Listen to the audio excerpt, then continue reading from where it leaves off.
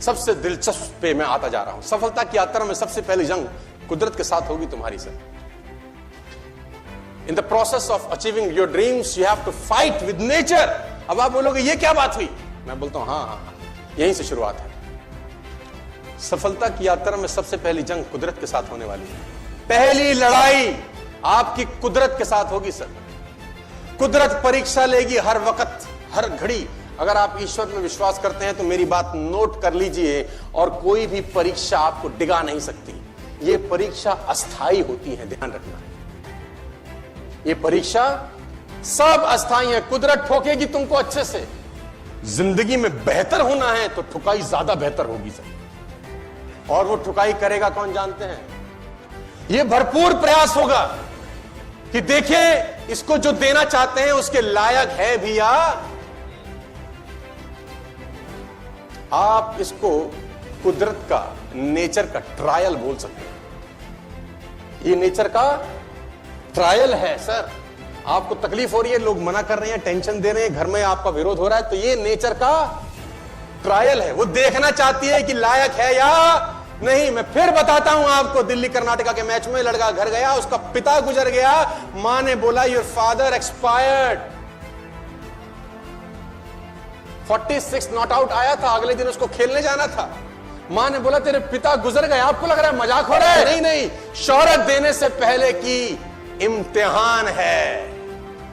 शोहरत दौलत देने से पहले का इम्तिहान है। अब तू क्या करेगा? उसने अपने कोच को फोन लगाया, सिडनी में था राजकुमार शर्मा की, सर मुझे क्या करना चाहिए? उसने बोला जो होना था वो हो गया, तेरा करियर तेरे सामने है, तेरा देश तुझको बुला रहा है, तेरी टीम तुझको बुला रही है, बाकी तेरे ऊपर है। कुदरत ने चैलेंज फेंका कि विराट तुझे बहुत कुछ देना है रे मुझको, प्रूफ कर आज अपने आप को। तुझे बहुत कुछ देना चाहती हूं, प्रूफ कर। तेरे आगे आज समस्या है, समाधान है कि नहीं? और उसने कुदरत के समस्याओं के ऊपर पैर रख के बाहर गया और मैच खेला जाके 96 किए, वापस आके अपने पिता का संस्कार किया। आज कोहली को पैसे क्यों नहीं आने चाहिए? आने चाहिए, वो डिजर्व करता है सर। कौन इम्तिहान ले रहा है? ये आपका नहीं होगा। अगर आपको लगता है आपका इम्तिहान नहीं हो रहा है तो समझ लीजिए पैसे देने वाला मामला नहीं है। फिर देखो मैं आपको बताना चाहूंगा, 50,000 रुपए की कहीं नौकरी भी लगती है ना तो इंटरव्यू होता है तुम्हारा यार। हेलो, होता है कि नहीं होता? और नौकरी अगर 1 लाख रुपए की है तो इंटरव्यू तगड़ा होता है कि ढीला होता है? तगड़ा होता है। और नौकरी अगर 5 लाख रुपए महीने की है तो इंटरव्यू कैसा होता है? और नौकरी अगर 10 लाख रुपए महीने की है तो ठुकाई होगी कि नहीं होगी? तुम चुपचाप सीधा सीधा खेल रहे हो, यॉर्कर नहीं लग रहे, फुल टॉस नहीं आ रही, तो समझ लो कोई इम्तिहान नहीं चल रहा तुम्हारा, पैसे पूछे नहीं आने वाले। और अगर इम्तिहान चल रहा है तो आप कुदरत को बोलो टफ कर। और क्योंकि जितना ज्यादा टफ इम्तिहान होगा उतनी ज्यादा सफलता आपकी झोली में गिरने वाली है। ऐसा मान के चलना, बस आप ऐसा तुम मान के चलना कि ऐसा ही होगा।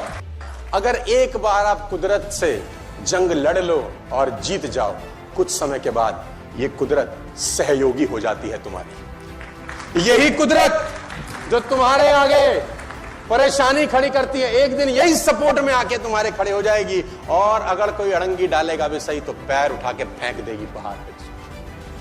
पहले विरोध करेगी, फिर सपोर्ट करेगी। आपको क्या लगता है सर? सारा खेल कुदरत का है। कुदरत इम्तिहान ले रही है आपको। जितना बड़ा इम्तिहान उतनी बड़ी दोस्तों कीमत तो देनी पड़ेगी। कीमत तो अदा।